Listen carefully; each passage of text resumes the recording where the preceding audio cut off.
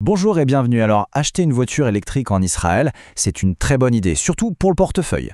Le pays a mis en place des avantages fiscaux qui sont franchement très alléchants. Aujourd'hui, on décortique tout ça ensemble pour voir comment ça marche et surtout comment en bénéficier. Bon, avant de plonger dans les détails des aides, c'est important de se poser la question de fond. Mais pourquoi? Pourquoi est-ce qu'Israël pousse autant pour les voitures électriques? Qu'est-ce qui motive vraiment cette politique? Eh bien, la réponse, sans grande surprise, s'inscrit dans un projet beaucoup plus vaste. C'est une question d'engagement national pour un futur, disons, plus vert et plus durable. Le but numéro 1, c'est vraiment de s'attaquer au réchauffement climatique. Et comment on fait ça? En réduisant massivement les émissions de CO2. Et pour ça, pas de secret, il faut absolument transformer les modes de transport pour qu'ils soient beaucoup plus propres. Ok, c'est bien beau d'avoir de grands objectifs, mais pour que les gens suivent, pour que ça devienne une réalité, il faut une carotte, non? Une vraie motivation. Et le nerf de la guerre, bien souvent, c'est l'argent. C'est là qu'entre en jeu une aide financière assez conséquente. Cette aide, c'est ce qu'on appelle le bonus écologique. C'est très simple, c'est une somme d'argent, une subvention directe de l'État pour rendre l'achat d'un véhicule propre plus accessible. L'idée, c'est que le prix ne soit plus un frein. Alors ça, c'était pour tout le monde. Mais attention, il y a un cas particulier, et pas des moindres, celui des nouveaux immigrants, les fameux Olim Hadashim.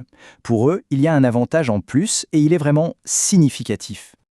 Les Olim Hadashim, eux, peuvent être carrément exemptés de TVA, la taxe sur la valeur ajoutée, sur l'achat de leur voiture électrique. Et ça change complètement la donne sur le prix final.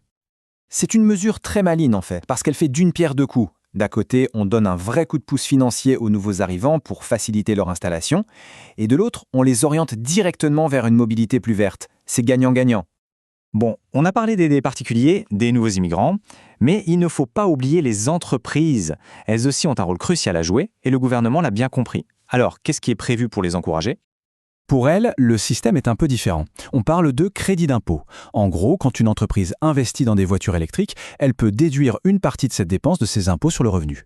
C'est une manière directe de récompenser cet effort écologique. Et l'intérêt pour l'entreprise va au-delà de la simple réduction d'impôts. Pensez-y, ça génère des économies de carburant, donc d'énergie. Ça aligne l'image de l'entreprise avec les grands enjeux de durabilité du pays. Bref, ça contribue à construire une économie plus verte, et ça, c'est bon pour tout le monde. Ce tableau, il est super pratique pour y voir clair. On voit tout de suite que le bonus écologique, c'est la base, c'est pour tout le monde. Ensuite, on a l'exonération de TVA, qui est vraiment le gros plus pour les Olim Hadashim. Et enfin, les crédits d'impôt, ça, c'est le levier spécifique pour les entreprises. C'est bien compartimenté. Ok, tout ça c'est bien beau, mais la question qui brûle les lèvres maintenant, c'est concrètement, comment on fait? Quelles sont les démarches pour toucher ces aides? En fait, le processus est assez logique et se déroule en 3 grandes étapes. D'abord, 1. On s'assure qu'on est bien éligible. 2. On rassemble tous les papiers demandés. Et 3. On suit à la lettre la procédure pour déposer son dossier. Alors justement, parlons de l'éligibilité. Il y a quelques conditions clés à respecter. La première, c'est d'être résident fiscal en Israël. Logique. La deuxième, c'est que la voiture elle-même doit cocher certaines cases, respecter des critères écologiques précis. Et bien sûr, pour l'exonération de TVA, il faut avoir le statut officiel de nouvel immigrant. Et un petit conseil, la fiscalité, ça peut vite devenir un casse-tête. Pour être sûr de rien oublier, de bien faire les choses et surtout de profiter de tous les avantages possibles, ça peut vraiment valoir le coup de se faire accompagner par un expert comptable. Finalement, si on devait résumer, l'idée à retenir, c'est ce double impact super positif. Passer à l'électrique en Israël, c'est un choix vraiment malin pour le portefeuille, avec des réductions d'impôts et des bonus directs. Et en même temps, c'est un geste fort pour la planète, en participant à la réduction des émissions et à la transition vers une économie plus durable. Quand on voit la puissance de ces incitations, une question se pose, inévitablement. Est-ce qu'on n'est pas tout simplement en train d'assister en direct à la naissance de ce que sera la mobilité de demain en Israël? L'avenir nous le dira.